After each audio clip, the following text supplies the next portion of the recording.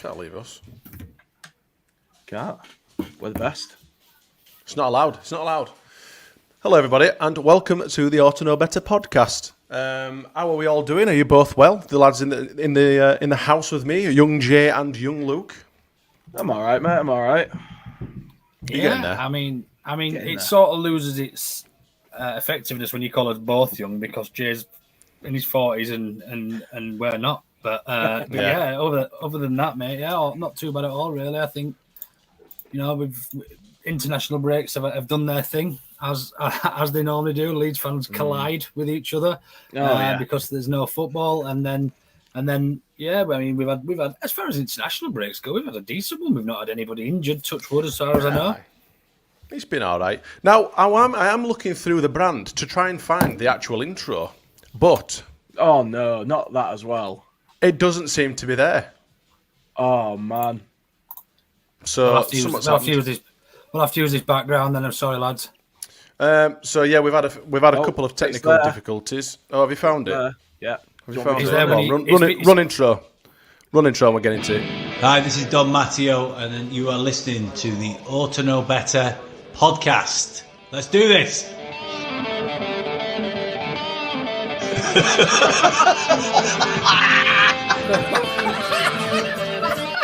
You look like fucking Brolin, you're a Leeds eating bastard. Look like some sort of fucking weird floating head. No. He's a utensil player a bit, innit? I mean, I feel a bit right, dickhead. Nothing spectacular, really. Nick, when shit like that happens, because I'm not a fuck off with nothing spectacular, you little shit house. I'm not technical at all. Hey. Someone's been mucking around in background, and obviously I'm not a technical guy, so I just shit myself and gone, oh no, where's it all gone? What am I going to do? Anyway, welcome aboard, season 4, episode 11. How are you two? Are you all right? Not bad, mate. Not bad. We're getting there. Yeah. Standing, still arguing with Huddersfield fans. Really, over the ticket pricing. Still, yeah, I mean, well, we'll get into that a little bit. Go on then, because I've seen that you've been quite active. I've seen you've been quite active on Twitter, shouting at people and putting people in the places. Before we do start, actually, I just got one thing I'd like to do. And I know we normally do the mental health bits at the end, but today would have been one of my best mates' 40th birthdays today. So I'd just like to raise a glass to Ben. Fair enough, mate. Well, I'd love to raise a glass, but I don't have one, so I'll just have to raise a brew, if that's all right. All the best.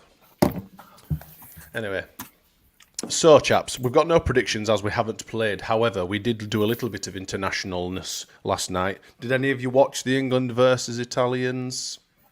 Any of you bothered? You did? You did? I had it on. I watched it in bits. I didn't pay full attention to it. I mean, I'll say a little bit. When fucking Endo came on. Which is probably exactly the same as what you're going to say. I mean, I watched about 5 minutes worth, and then in typical... kind of we were just shit, wasn't it? In typical nature, typical fashion. I was bored out of my head, watched 5 minutes of it, started scrolling, and then ended up just sacking it off because I just find England matches and the team just so very boring to watch. What did you make of it, Luke? Then give us your lowdown on it. So I didn't think it was one of the worst. I usually don't have any interest in England, and I said as much to all the fellow Scotsmen who are friends with us. I don't really pay any attention to England until we get to the knockout stages, really. Yeah. I'll watch it, I'll have it on. But last night, I quite enjoyed watching Jude Bellingham's masterclass, and it was a masterclass. He was so good. He actually made me want to watch it. The first half was pretty average. Pretty boring. They went one up. Very, very much England style. I know we don't really want. We've got people from Ireland, Scotland, and everywhere else in here, so I don't want to spend too long on England. But yeah, it was very much England of old. We went 1-0 up. They sat back, and it looked like we were never going to score. And then obviously Jude Bellingham, man, he just honestly he made it worth watching the whole game. And so simply that move, man, when he just tipped that ball with his toe and it went round the guy and mate, that was awesome. He's just too good. He's too good. And ironically, talk about deluded and how little we know on this show. I did a bit of searching back through my tweets because I thought, I'm sure I must have mentioned something about Bellingham going to be the best player in the world or something like that at some point. But the only thing I'd put about Bellingham was 3.5 years ago, we should potentially look at signing him because he might do all right. So yes. Is this whilst he was at Birmingham still? He was still at Birmingham then. But right, somebody okay. asked me a question. I think if we go up, who do you take? Who do you look at out the Championship? And I was like, well, maybe Bellingham. And then look at him now, fucking best midfielder in the world. So yeah, unreal, it was very, very unreal, deluded in myself. Special talent. I don't get how you can be that young and be that good. Like he doesn't have those years and years of experience like the players that he's making fools out of. Do you know what I mean? And yet he just goes out and does it. I think we'll see it more and more with kids these days. Look at Archie Gray, prime example. Yeah. The feel the bounds above where they should be for his age. They're generational though, aren't they? You look back, you had your Wayne Rooney's and players like that who came into the fold really, really young. And Milner were for world us. class at times, yeah. And they are generational. We've had a few. But they are few and far between, aren't they? Of course.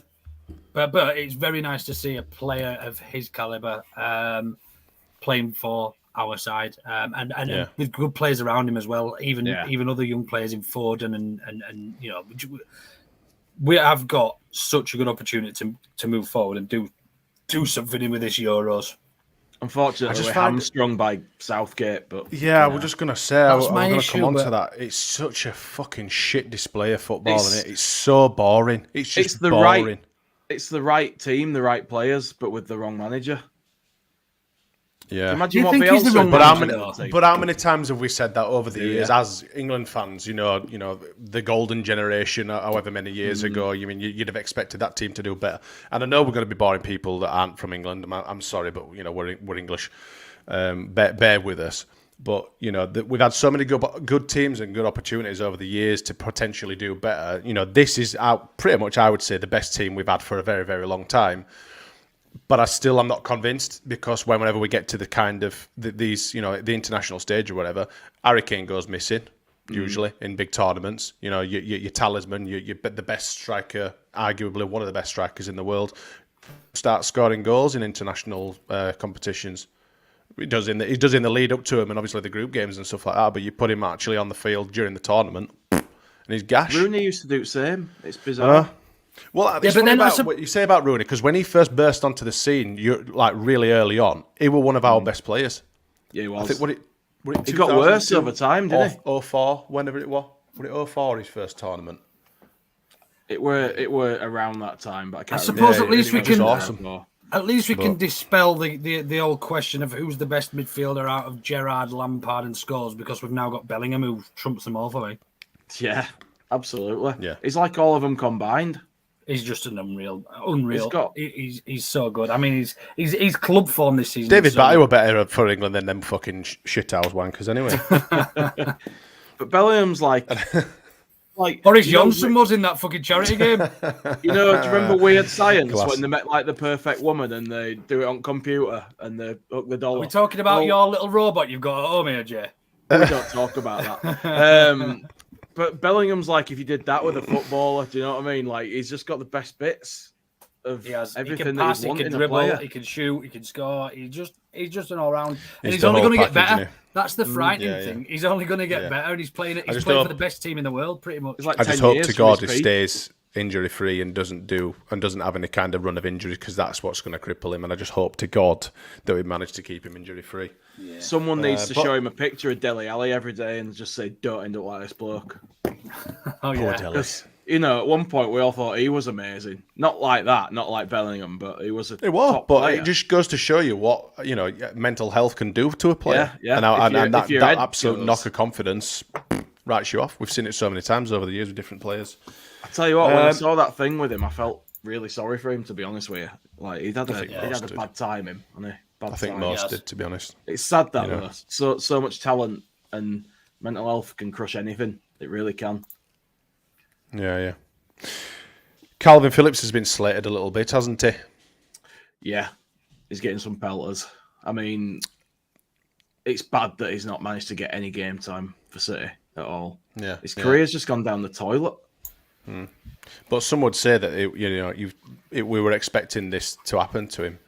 Going and sitting on City's bench or whatever, and then obviously somehow still managing to get into the England squad, which obviously Gareth Southgate will do whatever Gareth Southgate will want to do. But for me, it doesn't merit a place in the England squad because he's just whenever he's appeared for Man City, whenever he's made any sort of got any playing time, he just looks so off it and so behind and.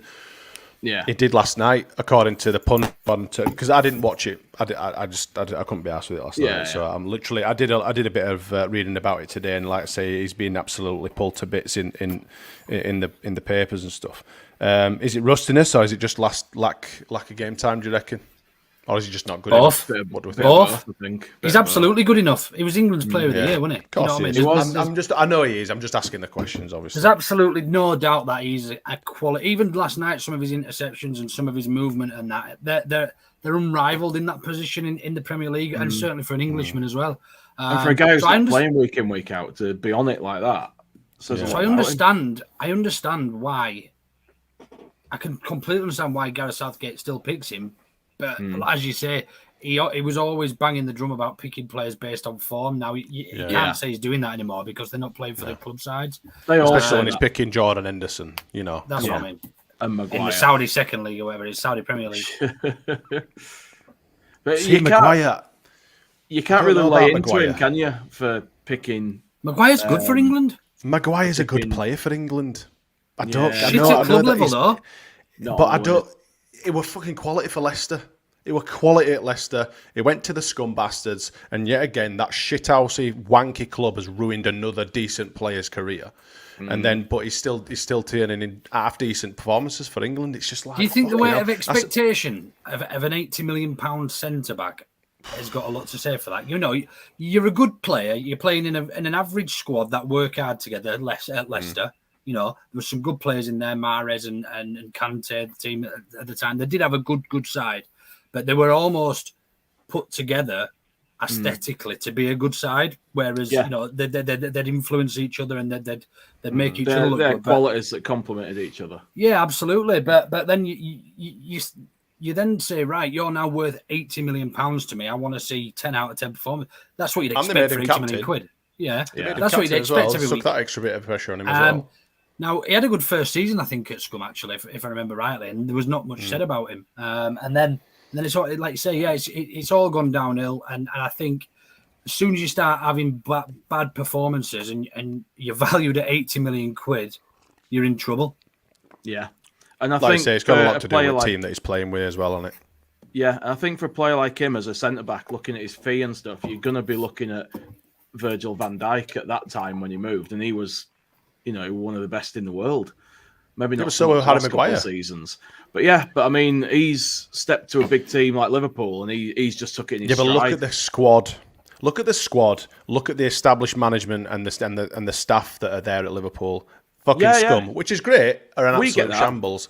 We get that, but as the player moving there, you would feel like you've got to be doing what that guy's doing. You've got to be on his level or above because they've paid more money for you. And there's so much you can do, though, isn't there? To them, it's just as big a club or whatever. I don't, it's more like a black hole of talent these days. Anything that goes there gets destroyed, and it's wonderful. Yeah. Anyway, we've managed to speak about England and Scum so far today. Yeah. Let's move on because I don't want to be speaking about him. One more. What about Charlie Cresswell? He's doing really, really well. I mean, he scored against the Ukraine. The under-21s lost against the Ukraine 2-1. But Cresswell nodded and notched another goal for England. It's a shame that we aren't seeing a bit more of him for us, isn't it, really? Cresswell. It is, but who do you replace him with? Well, I don't mean... Obviously, well, no. Yeah, I know what you mean. You can't get into the squad because we're doing so well at the back, But it's a shame, isn't it? It's just it's a good headache to have, isn't it? It is, but also there's going to be people looking to potentially get him on loan or to move him on at the end of the season. Such is life as a football player. His head will be turned. I mean, he had a good season at Millwall last year. He's come back to us and he's been on bench, putting in good performances internationally, and he has looked good for us when he's come off the bench and filled in at centre back or whatever Farke's played him. It's just what I don't want to do. It's a shame we don't have more cup games. where we can play players like Cresswell and get that sort of player in there and get him some minutes for the team. It's just a shame that he's going to be sat there on the frigging bench and potentially have his head turned at the end of the season. Is there a danger of him looking at Cody Drammy and thinking he's been trying for 2 or 3 seasons to get into the team and it hasn't worked? He hasn't, though, hasn't he? He's been on loan. No, but he's been vocal and trying to sort of put his fucking flag down on him and say, pick me. Thing is, do you think there's a danger Cresswell will start thinking, I'm never going to get in? Did you check your facts before you came on here tonight? I thought it were 2-1. Fucking hell, man. Orta know better, the home of factual content. Bollocks? Is he talking bollocks, that fucking Russ knobhead? I'll be having it. I'm going to double check this now. You can't say that about our mate. Can't come on to my show and start telling me I'm bloody wrong. It was 2-1. Can't speak. I hope you're wrong, me. I hope you're wrong. So do I. Imagine now. Anyway, that's been the conversation's over and done with. Russ, we'll be having words. You've completely thrown me now, Russ. Thanks for that, mate. Norwich at the weekend. It was. Oh, fuck off. I thought it were 2-1. I only looked really quickly. I can't speak. Well, he still scored. You probably saw the U2-1 for under 21. Possibly. Ooh, 2-1. No, they've done 2-1. Anyway, he scored and he had a good performance, but it's a shame that we aren't seeing more of him. But like you said, he's not going to be knocking anyone, especially like Rodon or Strike off the perch in the starting lineup, is he? No. You know, we've been so good defensively. Did you see that tweet yesterday where someone were retweeting some guy called Chris that's wrote an article saying we're going to buy Rodon for 15 million in January? I did see something, but I don't know how much I'd pay attention to it because it just seems to be somebody that's just appeared. But that'd be fucking ace, wouldn't it, if that happened? I don't know why I can't find this fucking result again. It's pissed me off as that. Anyway, would you buy Rodon at the end of the season if we go up? Would he come 100%, at the end of the 100%. season if we go up?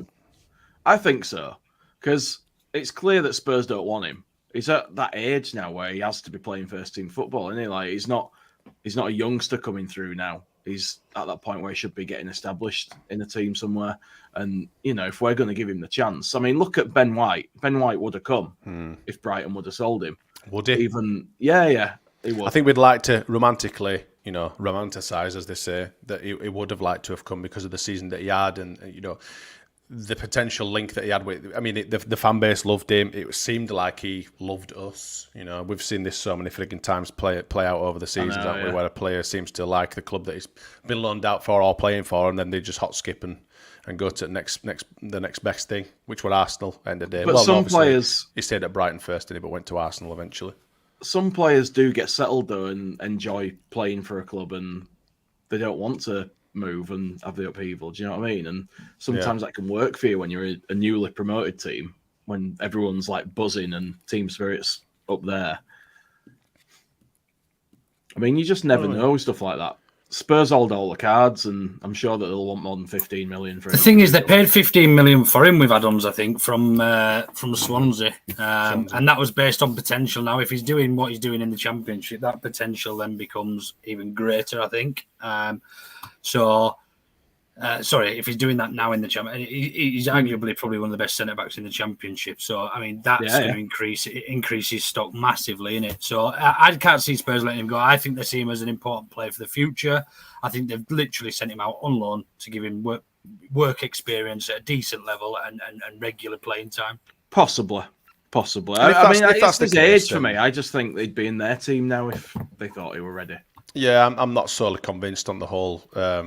On the element of we'll just get rid of him for. I mean, they did with Ben White. To be fair, did Brighton? They did. So there is that fact to base it on. But Spurs are a different animal. Seem to be sacking coaches left, right, and centre. You just don't know, do you? Yeah, that's another thing with them, isn't it? It depends who's in charge. Like somebody else might come in and be like, "Oh yeah, I want him." But good point. Yeah, who knows? But I'd take him. Absolutely, I can't see Postecoglou going anywhere soon. No, he's doing a right job down there, isn't he? Nice. Doing great, isn't he? Yeah, unfortunately, and he seems like a nice enough bloke, doesn't he? And it's a good thing to have a rapport with your manager. I mean, look at us and Fark. We love his manager. We absolutely adored Bielsa. I can't say the same about many others, if I'm totally honest. I think the one probably before that one maybe Neil Redfern. Grayson. A bit, yeah. Well, Grayson, yeah, but obviously Grayson Grayson's definitely, up, before then. So for a while it is, it's good to have a good relationship. But it's nice to have that culture back where the players, the staff, the fans are all kind of as one again, which we haven't seen for quite a long time. So having that as it's just a nice feeling. We are down at Norwich City on Saturday. The return of the Fark and Byram, obviously, to the old stomping ground. Will they both get good receptions, do you think, initially? Well, Farker mainly. Obviously, Sam Byram's a bit of a... I think didn't really Farker pay for should. him much, did he? I think Farker will. Yeah, I think most of their fans didn't want him to leave. I don't suppose, but they had no option. If they wanted to try and stay in the Premier League, they'd not invested money, so they thought the only thing they could have done was change the manager. And I forget who they changed to, but was it fucking what you call him?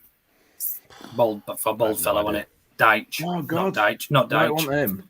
The other one. Fucking hell. Anyway, they moved over to him with the chances. I know it is. We hated him and he hated us as well. But that narrows it down. Yeah, but, that's a broad spectrum if ever I've heard one.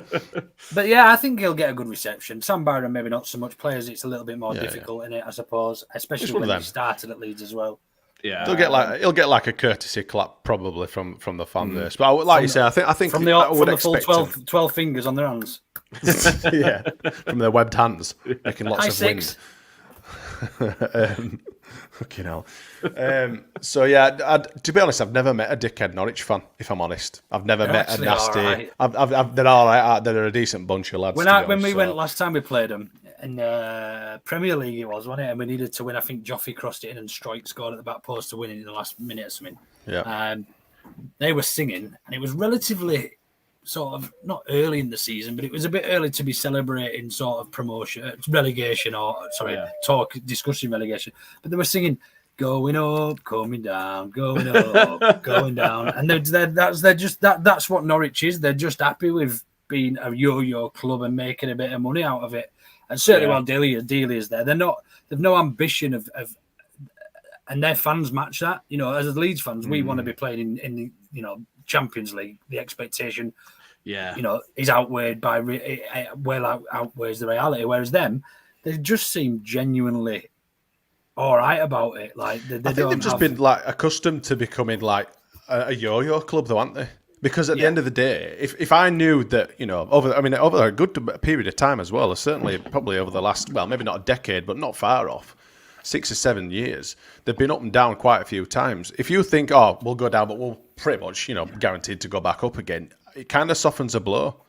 Like with us, I had more confidence, obviously, when the season started, that we would go up. Yeah, I know, but I was going to say, it's going to start getting tough for them, and maybe things will change. If they don't go up this year, they'll stop getting parachute payments, won't they? Yeah, and they'll suffer for it. Tough. And then it'll sell up then.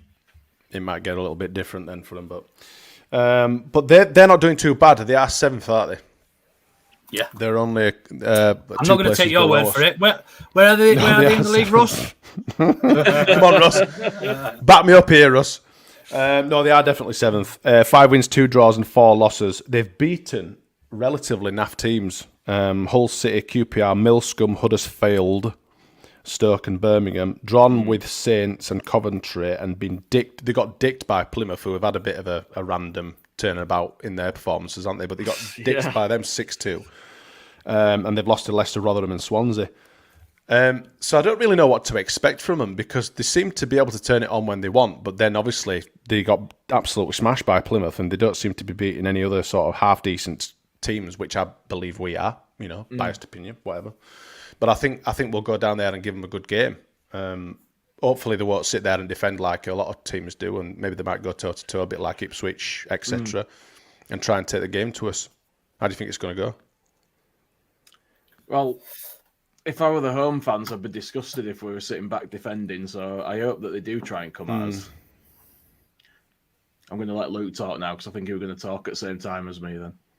No, mate, I wasn't. I was just agreeing. I think he was just waiting for your delightful insight, Jay. If I'm well, it's valued.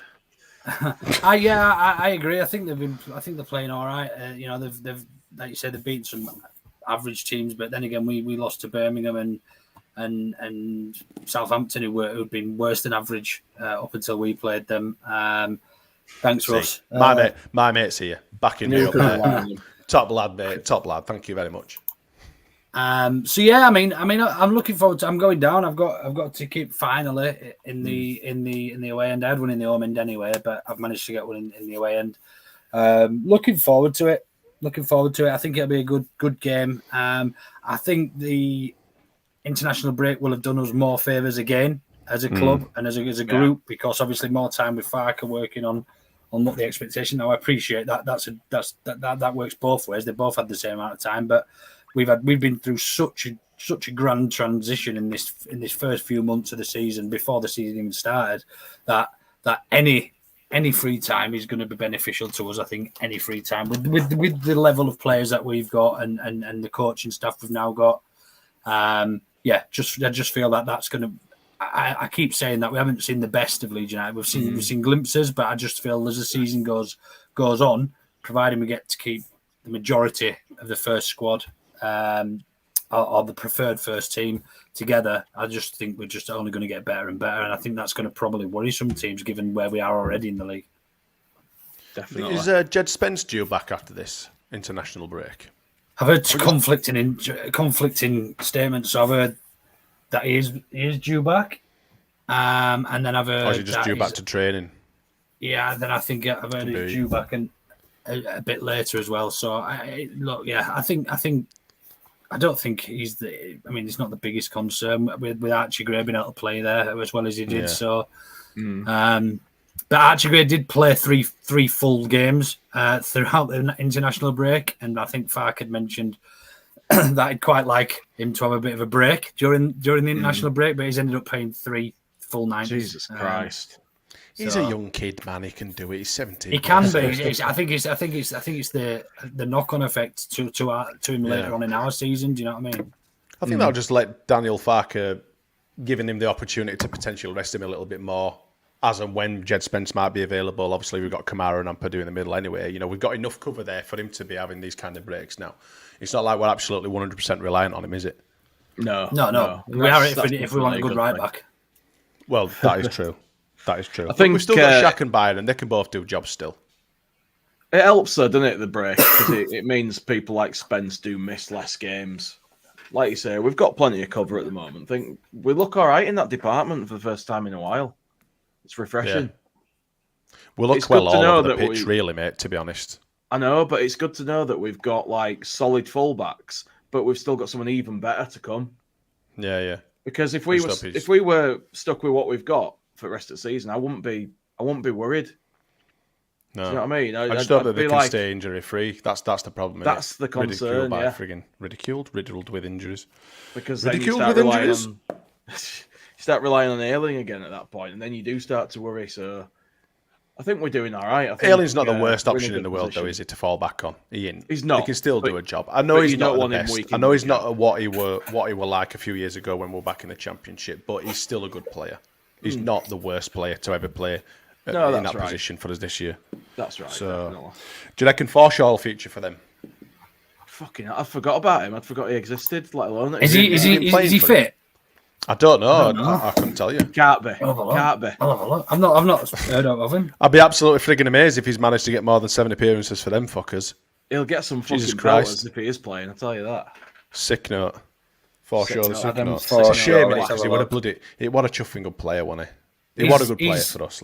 He's played in 1, 2, 3, 4, 5 games. Oh, really? He's played in 5 games. He's been on the bench 3 times. And yeah, how many starts has he had? 3. I don't know. We aren't looking through lineups. He started against Swansea. They got beat. Yeah. He didn't start against Birmingham. They won. Did he start against Fulham in the cup?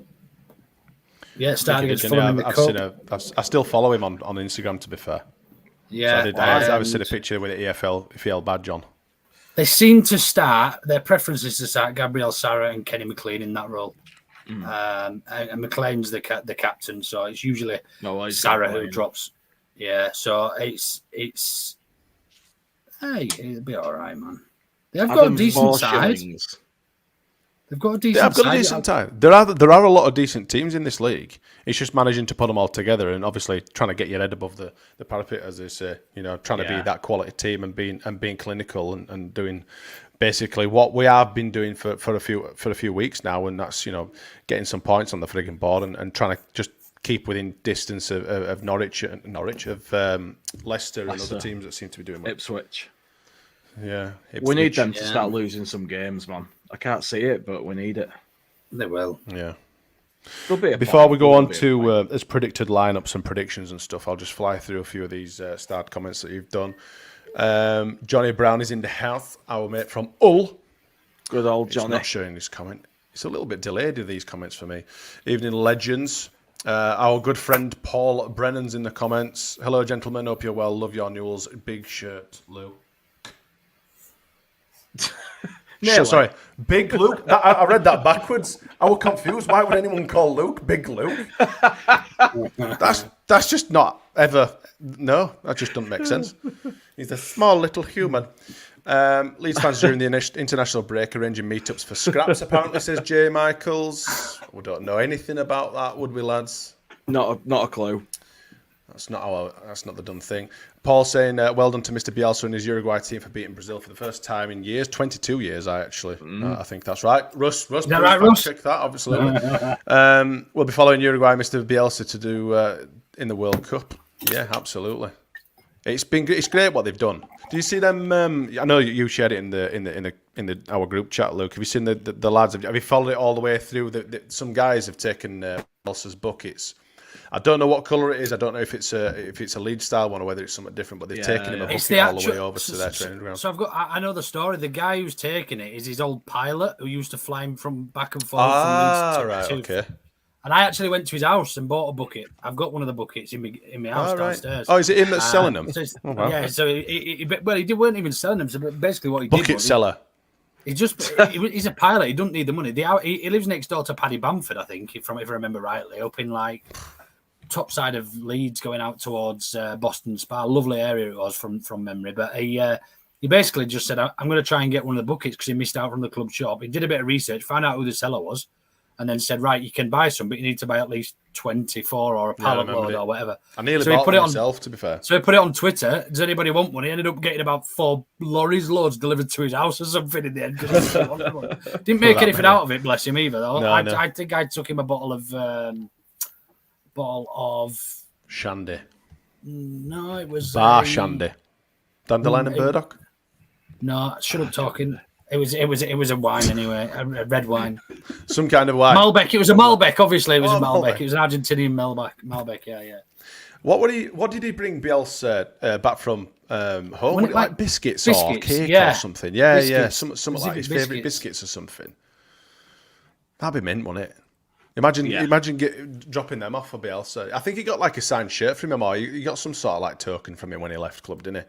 Didn't he go around to his house and deliver something to him or something? I don't know. I can't remember. Yeah, before he left, he took him something, didn't he? Yeah. I've got the tweet here with those lads with the bucket, but it doesn't actually show the bucket. No, it's in like a box. It shows you going like through airport and stuff like that. It was a bloody box that's wrapped. Yeah, it's got the big box there. For the audio listeners, Jay's pulled up a tweet from Newell's All Boys, the English version on Twitter, saying Leeds fans, including Simon Ricks of the Kaiser Chiefs, travel from UK to Uruguay to bring a bucket to Marcelo Bielsa. Bielsa had not been using his trademark bucket in recent games with Uruguay, but has now won from his time with LUFC, which was given to him earlier today. And there's a picture of the guys trawling this frigging great big box, and it's a fairly large size box.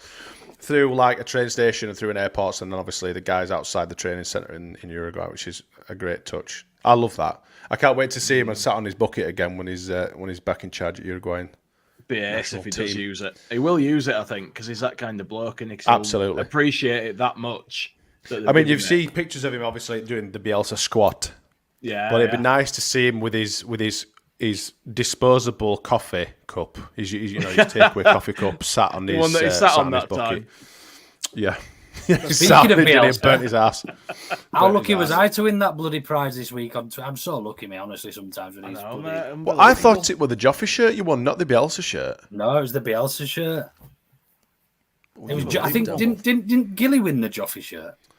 He did. No, Gilly won the signed shirt. Oh, The team signed shirt with Jesse Marsh right up top, which is just like... Don't know who won that one. Joffrey won. Yes, that. 22 years. Russ has Another confirmed fact I've got 22 right years, today. Thank you, Russ. Hey, oh, you're My friend. flying, you smart. Jesus Christ.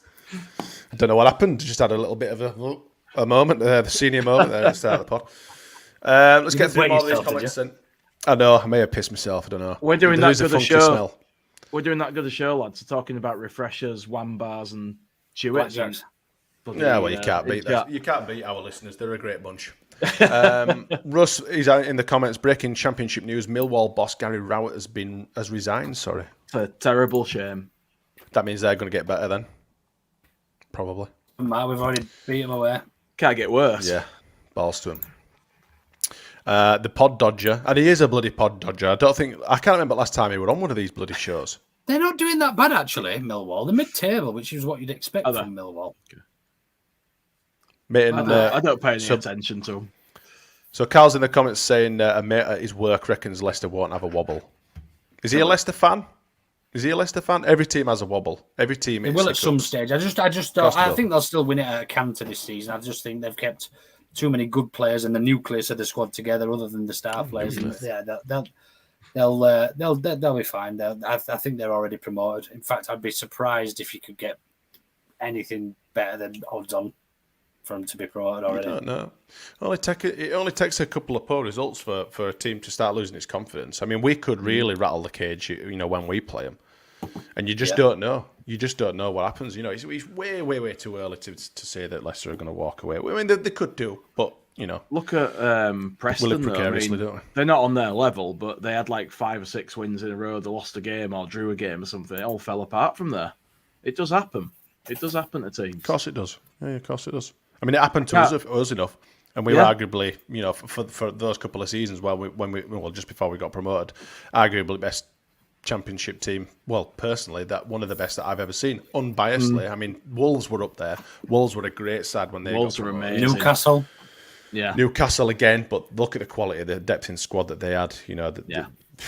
And They kept most of the Benitez, Premier their League manager, players, as well. didn't they? Yeah, and Benitez, so it were a given, wasn't it? Leicester, when they went up, were very much a smash and grab. The last time they went up, obviously, it's a few years ago now. It must be 8 or 9 years ago. Were it about 14, 15 when they got promoted? Fucking hell, it must have They been. won the league in, was it 17? So fair they'd only while. been in the league 1 year before they won it. So I think that sounds about right. That's mental, isn't it, that? It is. But I remember them being not particularly a great team to watch or a great, footballing side, but they were very smash and grabs, and they got the results, and that's what it is. At the end of the day, it's a tough and results-based 2016 business. they Isn't won it? the league, sorry. So it 2016. must have been 14 when they went up. Oh, yeah, 13, 14. Yeah, I remember. Like I say, it only takes a wobble, lads, and they can come tumbling down, or like you say, a bit of a rock of confidence or whatever, and they're there for the picking or they're there for taking. It's just we've just got to make sure that we do the deal and do the stuff and be clinical and just like I say, just keep chipping away at them points, preferably wins. We've just got to worry about ourselves. We can't be bothered about what other teams are doing. We just have to keep doing our job. We can't affect what they do, so there's no point worrying about it, is there? Well, we can twice. Yeah, but I mean, the rest of the can time, twice. we just need to crack on with our own games. Yeah, exactly. So I hope that we can catch them. I want to be in that fight at the end of the season, but there's no way that they're going to just completely going to pull away. No team's ever really done that. It'd be nice to win it. So wouldn't early it? I mean, I know we're talking prematurely here, and I think we'll be in for a shock. I think this season is not going to go. It's not going to be plain sailing all season. We're going to get beat by some teams that we never dreamed of getting beaten by, and we're going to shock. We're going to get beaten by probably a few goals as well. Huddersfield or something. Yeah, I hope by them. Oh God, I hope not. They're unbearable. Jesus, fucking thick as mince. Speaking of which, then we'll go to Ticketgate. Have you got anything else to add about the reciprocal pricing of tickets regarding Huddersfield or anything like that? I know that obviously we have spoken about it briefly, but the amount of people I've had to ignore or stop talking to because I would just, even today at work, like I say, I've said a few times that I work with quite a lot of Huddersfield fans, and they were giving it big looks. Oh, nice to see you've stopped being a set of bastards and have come down in price. And I was just like, outrageous. I didn't have my phone on hand to like kind of start flicking through on my bookmark tweets and stuff that I've saved about reciprocal pricing and all that shit. I've got him here. This guy made a prize tit of himself on social media this week, didn't he? He did, didn't he? So Kevin Nagel. Kevin Nagel. Nagel like Bargle. Yeah, Johnny Jalopy, whatever your name is. He tweeted, didn't he, saying, just so you know, we asked Leeds management to negotiate prices down for the match. They said no. Now, we know that Leeds, because they came out publicly and said it, Leeds Even offered through the every FSA. team. Yeah. Leeds offered every team reciprocal pricing. We haven't refused. It was the FSA that to tweet anybody. that you posted, Luke, that I nicked, actually. I robbed that. Yeah. You're more than welcome. But It's not mine. I didn't write it. Nope. So I think it were the trust that came out and said that they'd spoke to the club. Yeah. And they had it confirmed that Huddersfield wanted their tickets to be cheap, but they didn't want to reciprocate. So they wanted to. No, they wanted to pay 25 quid. Yeah, and but they wanted to their charge us ticket full whack. Yeah. And They wanted the to amount rinse of us for some money. the amount of Huddersfield fans that didn't understand that if there's a reciprocal price agreement, it doesn't mean they have to pay the same as in that stand. So they were going on about, well, are we going to charge them 47 quid when they come to our place? No, because you set the prices at the start of the season. You get what you pay for. If you want to go watch loads of fucking dog botherers run around the field, it's going to cost you 25 quid. It is. Like, let's be honest. The only reason they almost sell out is because they are very cheap. The season tickets are about 250 quid a season. Their average, their attendance is a shite at the minute. Yeah, they're not even great. They're nowhere near. Yeah. But you can guarantee they'll be frigging sold out when we rock up, though. I don't know if they do it now, but back in my student days, my mate used to work at what were the Odeon then next to the stadium, and they used to give them free tickets. Like, they'd give free tickets out just to get people to come. No, and I wouldn't be surprised if they're still doing it and they've still got the shit clappers that they use. Oh, God. It's all football pricing is supply and demand. It's as simple as that. Leeds could almost sell out, I think, majority of fixtures if they wanted, with an additional 10,000 probably in this league, I would say, roundabout. Go to the Premier League, you're probably looking at then another 15,000, 20,000 and still be able to sell out week in, week out. A prime example, we didn't have a season ticket waiting list 5-6 years ago. No, exactly. Yeah. You could buy a season ticket absolutely no problem. Bielsa came along. We did start doing well. Went up to Premier League. Now there were 20,000 people on a waiting list for a season ticket. Now you can't get a seat on general sale. And now we can't. Yeah, well, they don't go to general sale now. That's what I mean. No, they don't. But they need to do because, like we saw against, was it Bristol? QPR. There were a couple of thousand that didn't obviously get sold, and you know they're just shooting themselves in the feet, and they're punishing the fans. We've had this conversation before. They're punishing the fans, the general sale people that want to come and watch the team, and they can't. They don't get the opportunity, and obviously having to go then and buy a membership. It's just like, come on, man. If you haven't sold your frigging tickets to your members in good time, put them on general sale. Exactly. It'll prompt the frigging membership people to bloody buy more stuff or whatever. I don't want to get into like a battle about the memberships thing, by the way, or season ticket. It's just. But buying a membership guarantees you nothing these days, so it's understandable some people don't want to. That's where you're wrong. I got a singing cup. No, the cup doesn't sing. The actual holder that it came in sings. It's more than we got, isn't it, Smarty? You get a ticket for every game. We're just lucky to be there. I actually make sure I go to every game and I can be. You get 23 tickets. That's what you get. Anyway, I'm just going to pull the Kevin Nagel back up here. Because, Kevin Nagel. He was extremely proud to announce that they've agreed to £20 pricing with Leeds. We will always have your back, he says. We what an absolute wanker. At Elland Road for what we think is a good outcome. Now let's go get 3 points. I wonder if he comes to Elland Road, if I could throw 2 pence and just shave his tash. And then the 2 pence come back to me like a boomerang. Hey, what you want need to just knock off? I bet it's glued on. That's definitely glued on, is that? It looks like if you put that in black and white and like covered like maybe the front bit of his tie, it would look like Wyatt Earp or something out of the Old West. Do you know what it looks like to me in that suit? Like that? It looks like a bent cop in like some shit film. Yeah, Hawaii 5-0 or something like that. What's that Irish copper in Peaky Blinders? They've always got mustaches, haven't they? Sam Neill. I don't know what the actor's name is. Come on, Nye. Yeah, him. Yeah, Swiss Tony's a great shout. Swiss Tony. But yeah, so bollocks to fucking Town fans. They're just arseholes. But we can't lose to them because it just make life unbearable. I've got so many bookmark tweets. Honestly, if I could, I can't show you. But I can tell you, honestly, I'm not because we like shithousing on. We like shithousing on Twitter, don't we? We do, yeah, we do. Yeah. So Ben HTFC, if you remember him, he became quite infamous this week on Twitter. Yes, I do. He was one of their main ones. He called me Smarty Pants when I told him to stop eating crayons. Even if you beat us, he says, you won't finish anywhere near us. You'll be closer to relegation than us. You're joking. Bookmarked. Wow. My chairman. Does he mean closer to relegation from the Premier League than them? I don't know. But anyway, a quote tweet from Kevin Nagel's "Don't know what you're talking about. Stay in your lane. Case closed."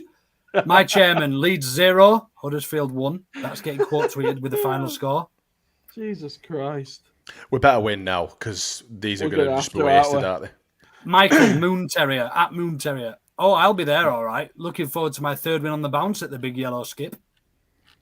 Can't have been there for a while then because they got fucking Luke Ayling, air guitar, ponytail went out. That absolute wonder goal last time they played as our place. So can't have been there, quite can it? Possibly the most deluded fan base. I mean, I've missed the rivalries and I've missed not even rivalries. I've missed the banter between clubs and the proper fans because that's ultimately what the majority of the Championship clubs are. But they're so insufferable, aren't they? Like, do you know what I mean? A lot of them are, aren't they? Yeah. Wednesday fans, Blades fans, frigging Rotherham. Or Barnsley. Sometimes you might get a bit of a nibble off them, but like Rotherham, Doncaster, Hull City, Christ alive, honestly. And then Middlesbrough sometimes if they decide that they're Yorkshire based or this not. Week. Yeah. The Yorkshire this week, are they? Yorkshire's biggest club or whatever that they like to pretend that they are. So you're right. You miss that, don't you? Obviously, in the sanitised just shithole of the Premier League, you just don't get any of that. But down here, that's why I want that. I mean, I was gutted when we got relegated from Premier League, obviously, but I knew that it's just such a. And this is going to sound probably really daft, but it kind of feels like more homely in the Championship. Really, do you know what I mean? I think because we just like Stockholm. Because we spent so long over the last, however many years, 16 years in the Championship, it just feels like a long lost friend that's come back to see you for a little bit. What's he muted himself for? Is he coughing? Yawning, I think, and he growls when he yawns. Like Chewy. What the fucking hell's going on with him? Look at his face. You having a stroke? No, we're just coughing. I hope you can wait till after the pod. If you are having a stroke, you dirty get. Dirty get. It's a family show. I won't be having a stroke looking at you two's faces. Trust me on that. That's a lie. That's a lie. It is not a lie, I'll tell you now. Have you never seen Luke shave buttocks? Go on. Why are you preparing for Halloween early and you've decided to dye your beard like Beetlejuice? Yes, that's what I've done. It looks like you've got a perfect white stripe. Beetlejuice? Say Beetlejuice again. Everything about me is perfect, Luke. You should know that. Beetle guys. Oh my god! I'm going to rename this. So I've seen Danny from Not Another Leeds podcast in the house. Get this and change it to White Stripe and put Jay's face. Shite Stripe. Shite Stripe, please. Shite Stripe for Jay. Right, we need to talk about obviously predictions for Norwich, but you've highlighted another couple of comments, so we'll fly through these really, really quickly. Jamie says Pontefract cakes are delicious, but give me diarrhea. Thanks for that, Jamie. Sharing is caring, my friend. It is. Guinness. Danny from Not Another Leeds podcast is in the house. Good evening, mate. How are you doing? Paul's been battering us with his comments. I love Paul. Such a nice bloke. We need to do our job, and it's a must. We hang on to our players who are playing well. It's a must if we want promotion. It's a must, you would say. Yeah, it is. Got a few it's a musts in there. Someone else starring comments. Yeah. Let's be honest, the average dog botherer doesn't understand the meaning of a reciprocal. That is getting quite close to the bone there, Jay. I'm just glad none of us mispronounced it. What, reciprocal? Yeah. We all did all right today. Why? How else would you say it's an English word. Well, people on this podcast can't speak. Can't speak. It's only Carl with his random places. Or me. Nah, I I struggle with player names as well. To be fair, I think we all do, really. Yeah, some of them. You just got to, as long as you don't come out for it, like making yourself look a bit racist or whatever. Then I do the first two letters, the last two letters, and then just make up the middle bit. Usually, just kind of mumble your way through it. Yeah, mumble your way through it. Gosh. Dav said, "That's an interesting name." Jay looks like a mini Yeti. Very mini Yeti. More like an That's very nice. That's very nice of you, Dav. Thanks for trying. Raw. Welcome, lads. Let's just knock Norwich on the head then. How do we think we're going to go down there and give me your predictions? In fact, wait. Give me your predicted lineup first. Who do you think is going to start? We ain't got the predictions from last time, have we? So we'll have to do them another time. But all right, I'm going to go with. This is my starting lineup versus not Norwich. No, because that were last week. We've had 2 weeks off now. I know, but I thought, never mind. Ignore me. We haven't had a game since. We covered the predictions. No. I know. I don't remember us doing them. Is what I'm saying. So it's, but that don't mean you were on. You were on. That'll be why then. Having a stroke in the comments. So predicted X1s, predicted 11s, please. Meslier, Gray, Rodon, Strike, Byram. Yeah, agree. Ampadu, Kamara. Yeah. And I'm going to upset the apple cart here a little bit, I think. Oh, I'm going to go with Dan James one side. Somerville the other. Yeah. Pirro behind Rutter. Right. Dan James instead of Jed Anthony. Yes. I think that's probably the only change that I would make, and that's because I'd like to see Dan James as an impact sub rather than a starter. Can't knock his performances. I can't knock his performances. There's assists and everything. Obviously, he's been playing well at international stage as well. But I just don't know. I wouldn't be disappointed to see him start. I'd be happy to see Dan James start. But I think Anthony just offers that little bit more quality. Absolutely. I'm same as you. I think Dan James against tired fullbacks. That's where you. Worst nightmare, innit? Yeah. I agree. Last thing you want is that. I think for me, I think Dan James offers more. Dare I say, team contribution, whereas Jed Nante's clearly more clinical. He had one chance, he takes it. But Dan James needs 4 or 5 chances to score. But I think Dan James offers a lot more defensively, and obviously the amount of assists he's got can't be ignored this season. So we're pretty much in agreement then. We're happy with that starting 11. What are your predictions then? What are you going to go? I'm going to take these down because I bet neither of you've got a pen. Orta no better predictions. Luke. You cut him off there. He were going in the same direction. Just getting into moaning about his clicking pen then, weren't you? I was moaning about his clicking pens. First fan prediction from now gets to be the fans' prediction. Luke, what are you going for?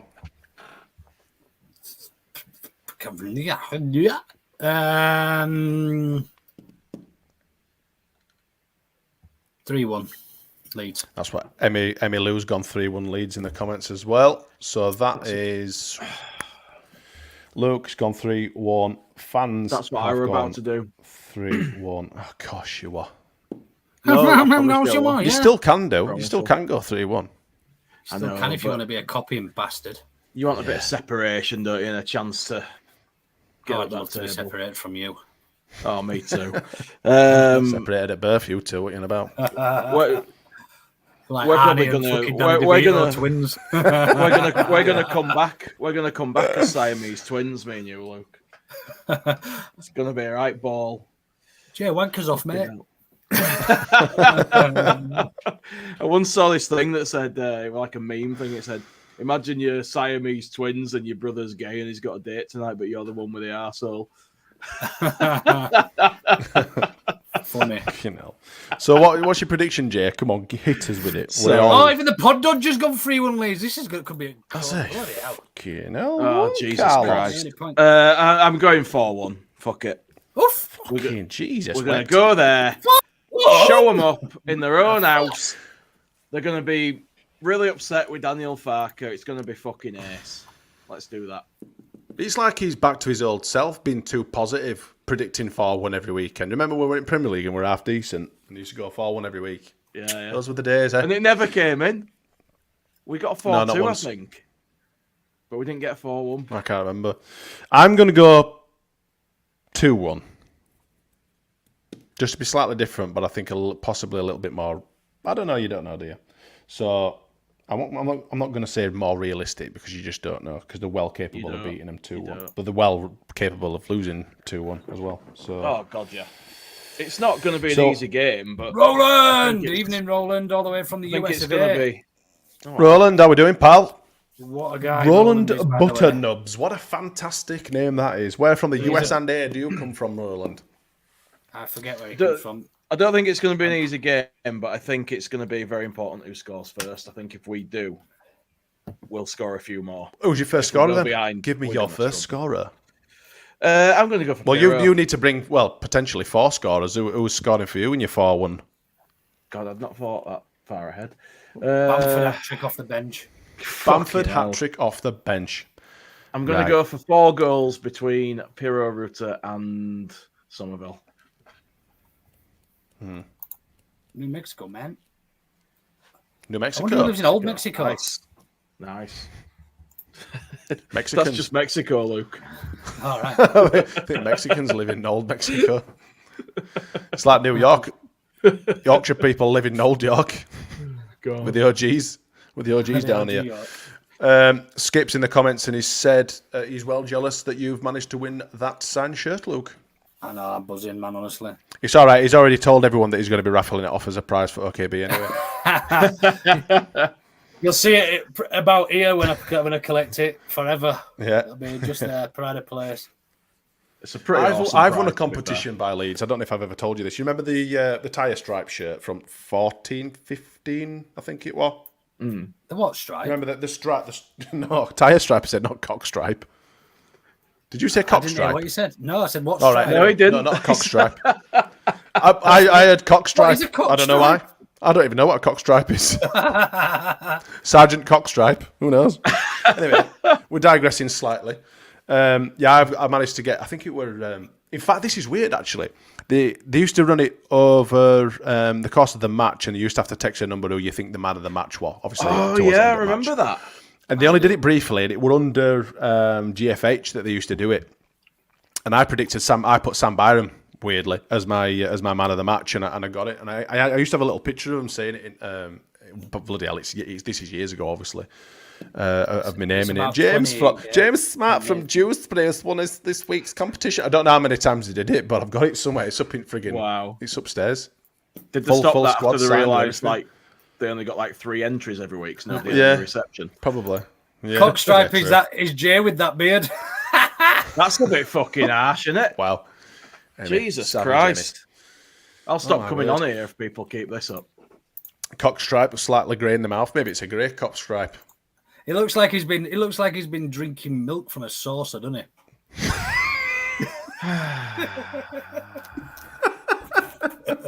Like a cat drinking milk. Just getting it all over his chin. Fuck me, man. Why do I even bother?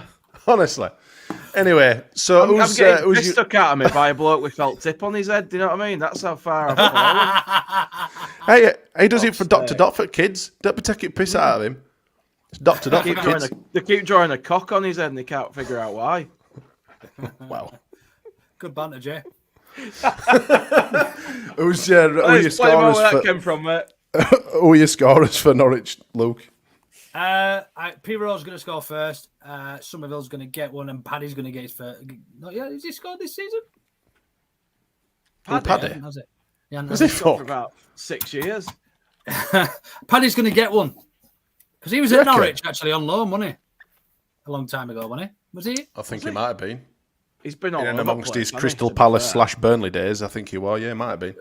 Was that whether we're a Chelsea player still? Where's Russ? No, he went Where's to Russ? Ipswich on loan, actually. Fucking shit yourself if Russ got involved.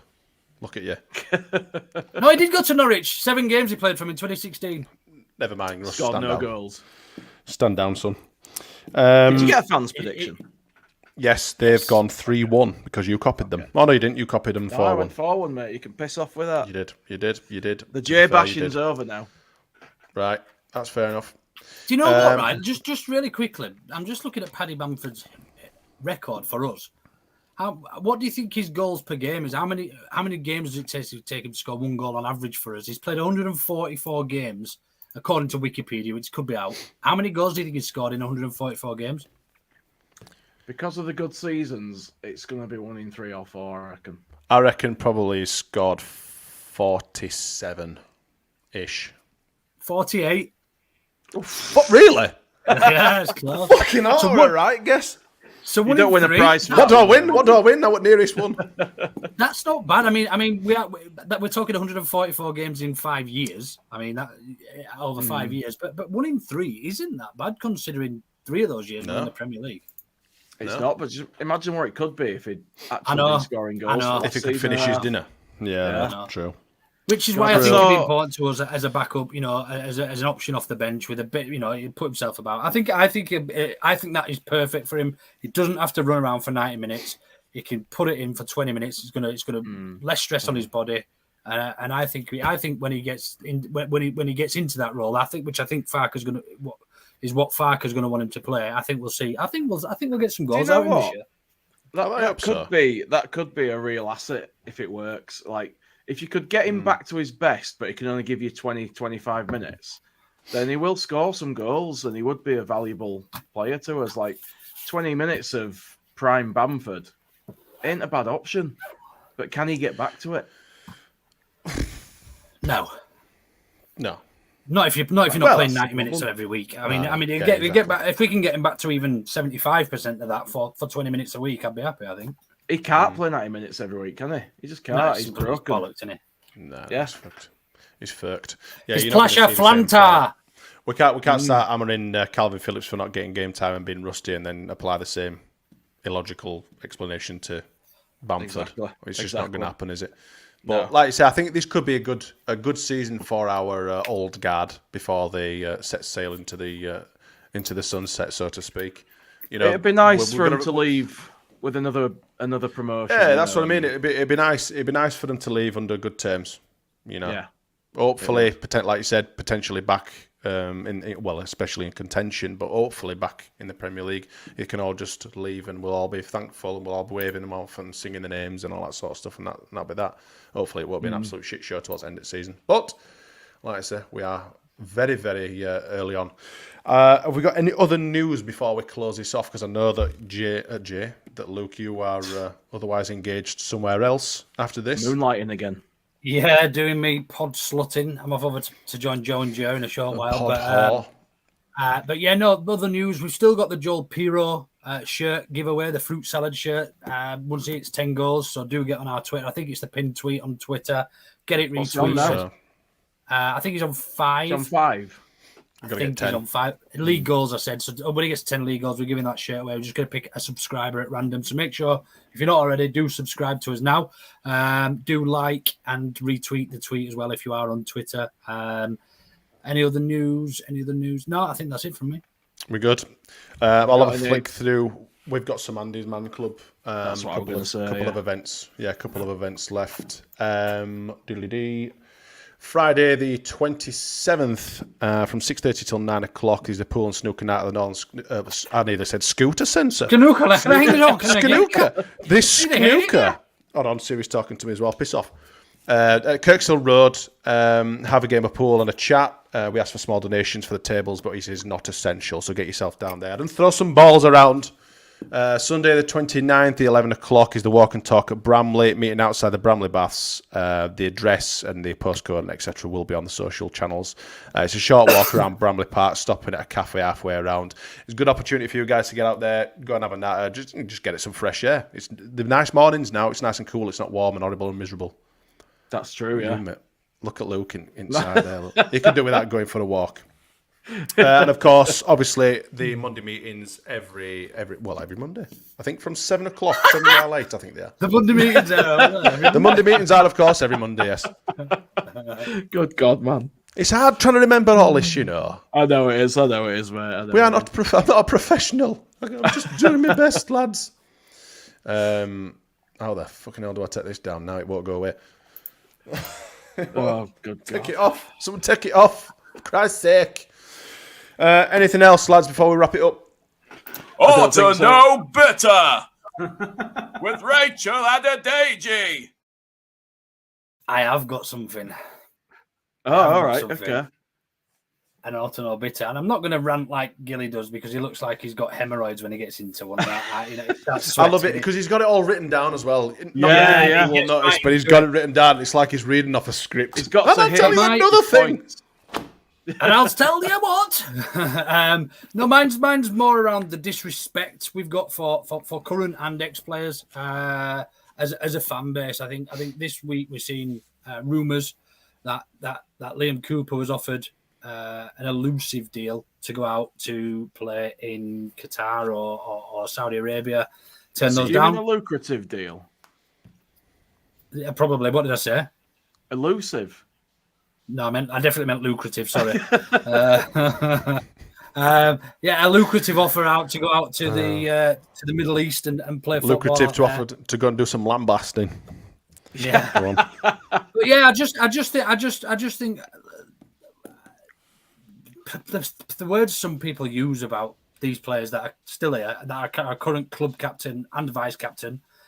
Look, there's no beating around the bush. They're not good enough to start in Leeds United's first 11 if we're going to be pushing for promotion, or not start every week, shall I say. But what they bring to the club is something that not a lot of others that are at the club could bring. And I think we just need to stop it a bit, really. I just think it looks a little bit desperate when you're slagging individuals off who I mean, he was the captain under Bielsa when we got promoted. Elland was vice captain then as well. And yeah, it's just a bit pathetic, really, from me, I think. Fair enough. Did you hear? Have any of you listened to Sam Byram's podcast on the official Leeds United podcast? By the way, I haven't. No. You've not. He was. Yeah, I think this week it's really good. Okay. In fact, no, it might have been last week actually. Obviously, there's Bridges and Matt Lewis interviewed him, and one of the things he said was when he actually started playing for us, training with the group, as the people like to say, and doing the pre-season games, it wasn't actually contracted and also wasn't insured. So based on what he'd been going through and all that sort of stuff, if he'd have actually really hurt himself, he'd have been up shit creek big style. And to me is just great. It just shows you what kind of character that Sam is and how willing he is to, and he said himself it was just such a fantastic opportunity to come and play for Leeds United again. And, and obviously, for what he's been through and stuff like that now, obviously he's taking it careful with training and the club are being quite careful with him and what they're doing. They've got him in some sort of special Pilates machine or something. Some sort of weird sex swing like the ones that you use, Jay. Where he has to warm up and stuff before games. What were them little ones, like a toddler's one, where he has to stick his legs through and he's got little bars on it. Hang it front door for him.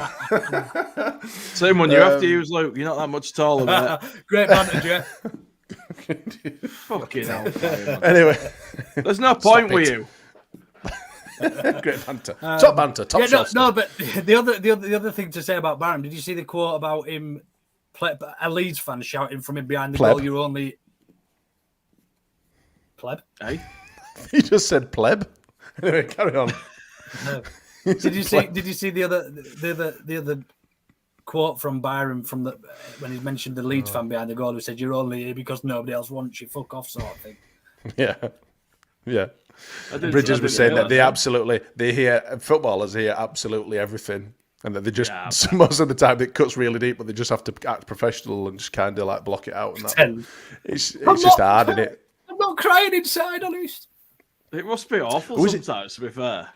Who does Brady play for? Was it Brady? Was it Norwich? Brady played for these. And he went to Burnley, I think, after. Yeah. I once shouted at him. Well, I won't tell you what I shouted at him, but, I'll say it in a nice word. I told him to get his widgie out.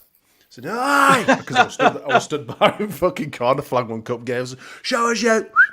And he turned around and just smiled. It was just random. I was just trying to put him off. It was that game where we beat Norwich in Cup. I think they'd just been relegated. Okay. One of the many seasons that they did get relegated. But yeah, good. What good did the banter. people around you think when you shouted this in the They stands? just laughed. They just laughed. Get your tackle out, son. A bit special down in FA2 though, aren't they? They know No, what it's that were like. in North Stand. That's why I did it, because I went in cop. Oh, you weren't in a proper seat. I want him a proper seat. Who's that dickhead? I'm not from here, honestly. I don't normally sit here. I'm sorry, I don't know what came over me. Anyway, right. Thanks for your rants. Thanks for your comments in the comments section, folks. If you haven't subscribed to our channel, please do so, because it helps us with our raffles and everything else, because we don't earn a great deal from here, and whatever we do, we put back into you guys. So please subscribe, ring the little bell, and I don't mean Jay, that gives you obviously notifications and stuff whenever we go live and that podcasts are released, etc. Thank you, gents, for joining me on this wonderful Wednesday evening. We'll be back with Baradi and Cook. I think it's Jay and Carl on Sunday. Do you know, Jay? Are you aware? Have you looked at the rotor? Look at Do him. you He's know what? fucking I ain't got clueless. a clue, but since I'm supposed to be in London this weekend, I probably won't. Oh, he's fucking fucking- hell, there we old go. chestnut. There we go. Who needs a rotor? Fuck it. I Anyway, actually forgot to look. have a cracking weekend. Up the fucking Mighty Whites. Let's fucking bang them Norwich fucking six-finger bastards. Take care. See you later. See you all in the...